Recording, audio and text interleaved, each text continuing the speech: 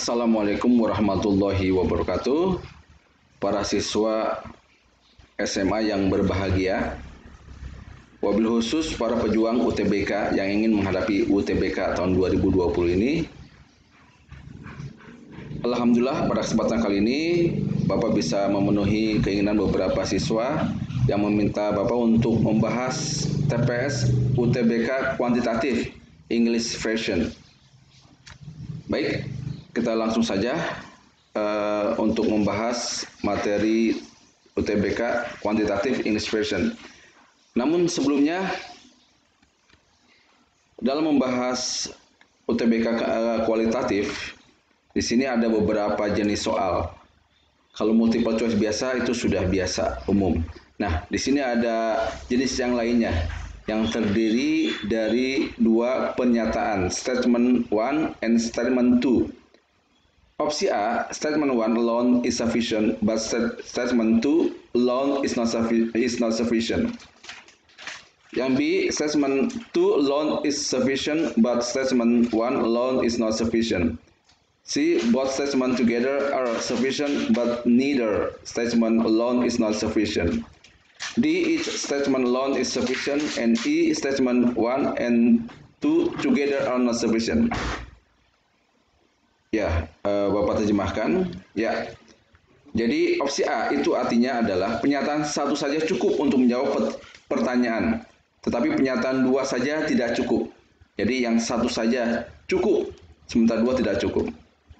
Yang B kebalikannya, ya, yaitu pernyataan dua saja cukup untuk menjawab pertanyaan, sementara pernyataan satu saja tidak cukup. Sementara yang C, both statement together, dua pernyataan bersama-sama cukup untuk menjawab pertanyaan. Tetapi satu pernyataan saja tidak cukup, jadi harus dua-duanya bersama-sama mendukung untuk menjawab pertanyaan tersebut. Sementara yang D, each statement alone is sufficient. Pernyataan satu saja cukup untuk menjawab pertanyaan dan pernyataan dua saja cukup. Jadi salah satu masing-masing dari keduanya ini benar, cukup ya. Sementara pernyataan I, pernyataan satu dan pernyataan dua tidak cukup untuk menjawab pertanyaan. Baik, kita langsung ke soalnya. Yang pertama, problem number 1. There are 20 oranges in box P, each of them lighter than any oranges in box Q. If there are 19 oranges in box Q, what is median of weights from 39 oranges in boxes P and Q? Baik ya, ada 20 jeruk di kotak P, masing-masing dari mereka beratnya itu lebih ringan daripada setiap jeruk yang ada di kotak Q. Kalau seandainya di kotak Q itu ada 19 jeruk, berapakah median dari 39 jeruk tersebut di kotak P dan kotak Q? Kita lihat pernyataan pertama. The lightest oranges in box Q is 90 gram. Apakah cukup pernyataan pertama ini untuk menjawab pertanyaan, yaitu median dari 39 jeruk itu? Ya, kita cek. Tadi dari soal diketahui bahwa di kotak P, ya, kotak P itu ada 20 jeruk. Dan di kotak Q ada 19 jeruk. Nah, pertanyaannya adalah mencari median, ya. Mediannya.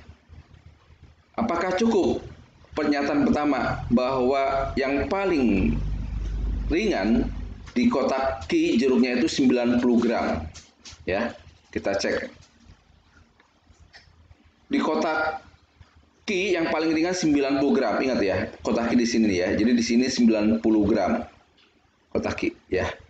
Nah, kalau kita lihat di sini jelas bahwasanya median dari 39 data ini, karena datanya ganjil, itu untuk mencarinya adalah median, karena datanya tunggal, median sama dengan X 39 tambah 1 dibagi 2, atau X 20. Jadi data ke-20 itu median berada. Data ke-20 berarti jeruk yang ada di sini nih, yaitu yang ada di kotak P. Nah, di sini. Yaitu pada posisi ke-20. Jelas bahwa pernyataan pertama itu tidak cukup untuk menjawab pertanyaan. Ya. Bagaimana dengan pertanyaan yang pernyataan kedua? The heaviest oranges in box B is 75 gram. Nah, berat yang paling berat dari jeruk tersebut di kotak B adalah 75 gram. Ya, berarti di sini ya. Oke, jelas terlihat di sini. Median letaknya di sini dan berat jeruk yang paling berat di kotak B adalah 75. Jadi jelas. Pernyataan pertama belum cukup, sementara pernyataan kedua cukup untuk menjawab pertanyaan. Jadi jelas jawabannya adalah B. Ya, jawabannya adalah B. Yaitu apa? Statement 2 alone is sufficient, but statement 1 alone is not sufficient. Pernyataan 2 saja cukup, tetapi pernyataan pertama tidak cukup untuk bisa menjawab pertanyaan. Baik, ya. Jadi untuk soal yang pertama jawabannya adalah B. Next ya, kita lanjut dengan soal yang kedua. Ini soal geometri. A line in the XY plane pass through the origin and has a slope 1/7. Which of the following points lies on the line? Sebuah garis terletak pada bidang XY melalui titik origin. Origin itu titik 0,0 yang memiliki gradien atau kemiringan 1/7. Yang mana ada titik-titik berikut yang terletak pada garis tersebut. Oke ya. Jadi masih ingat ya bahwa rumus bila diketahui bila diketahui melalui satu titik dan gradiennya, rumusnya adalah Y-1 sama dengan M kali X min X1. Ya, M adalah gradien, X1 dan Y1 adalah titik yang dilaluinya. Karena melalui titik asal 0,0 dan M-nya adalah 1/7, maka tinggal kita masukkan saja Y min 0 sama dengan 1/7 X min 0. Sehingga Y sama dengan 1/7 X atau X sama dengan 7Y. Nah, dari sini persamaan ini X sama dengan 7Y, tinggal kita coba saja di sini, checkpoint ya. 7,2 apakah terletak di sini ya? 7,2, X-nya 7, Y-nya 2. 2 sama dengan 7 kali 7, 49. Ternyata yang A tidak cocok. Yang kedua, X-nya 1. 1 sama dengan 7 kali 7, tidak cocok juga. Ya. Oke. Yang 7,7 juga tidak cocok. Yang D, 14,2, kita masukkan di sini. 14 sama dengan 7 kali 2. Betul. Ya. Jadi jawabannya adalah D. Oke ya. Jadi jelas, hanya titik D yaitu 14,2 memenuhi persamaan ini. X sama dengan 7Y. X 14 sama dengan 7 kali 2. Sama dengan juga 14. Jelas, kalau kita gambar di GeoGebra, titik D ini ya ada pada garis tersebut. Jadi jawabannya adalah D. Oke, kita lanjut pertanyaan yang ketiga. In triangle ABC, what is the value of X? Jadi pada segitiga ABC, berapakah nilai daripada sudut X? Pernyataan pertama, PQ sama dengan PR. PQ sama dengan PR. Pernyataan kedua, Y sama dengan 40 derajat. Y sama 40 derajat. Nah, apakah cukup pernyataan pertama, PQ sama dengan PR untuk menjawab pertanyaan untuk mencari X? Oke, ya. Karena PQ sama dengan PR, jelas bahwasanya segitiga ini adalah segitiga sama kaki. Yaitu apa? PQ sama dengan PR sehingga sudut Y sama dengan sudut Z. Nah, tapi di sini kita belum bisa menjawab pertanyaan X. Kenapa? Karena salah satu sudut Y atau Z-nya belum diketahui. Jadi pernyataan pertama saja tidak cukup untuk mencari X. Ya. Oke, sekarang bagaimana dengan pernyataan kedua? Sudut Y sama dengan 40. Oke, pernyataan kedua, sudut Y sama 40. Nah, bila sudut Y 40 derajat di sini, ini masih banyak kemungkinan untuk mendapatkan X. Sehingga apa? Pernyataan kedua juga belum cukup. Nah, bila pernyataan 1 dan 2 kita gunakan secara bersama-sama, PQ sama dengan PR, ini akan membentuk segitiga sama kaki. Ya, dan sudut Y-nya 40, maka sudut Z juga sama 40. Jadi sudut Y dan sudut Z diketahui yaitu 40 derajat, maka sudut X otomatis bila diketahui. Kenapa? Karena jumlah sudut dalam segitiga adalah 180. Jadi sudut X adalah 180 dikurangi 40 dikurangi 40 sama dengan 100 derajat. Jadi jawabannya adalah C, ya. Both statements together are sufficient. Jadi kedua pernyataan tersebut secara bersama-sama untuk menjawab pertanyaan tersebut, mencari X. Baik, kita lanjut dengan soal yang keempat. Which of the following is greater than 2/3? Yang manakah dari pecahan yang ada di sini lebih besar daripada 2/3? Ya, baik, untuk menjawab soal seperti ini sebenarnya banyak cara ya. Biasanya para siswa itu untuk mencari solusi ini mana yang lebih besar itu dengan cara apa? Dengan cara menyamakan penyebutnya atau yang di bawahnya ini, ya. Oke. Tapi kalau dengan cara seperti itu cukup lama caranya. Kenapa? Karena di sini ada 5 ya angka yang kita samakan penyebutnya. Nah, Bapak kasih cara yang praktis ya untuk mencari yang lebih besar dari 2/3. Ini kita gunakan angka bantu, yaitu pembilangnya ditambah angka 0 saja.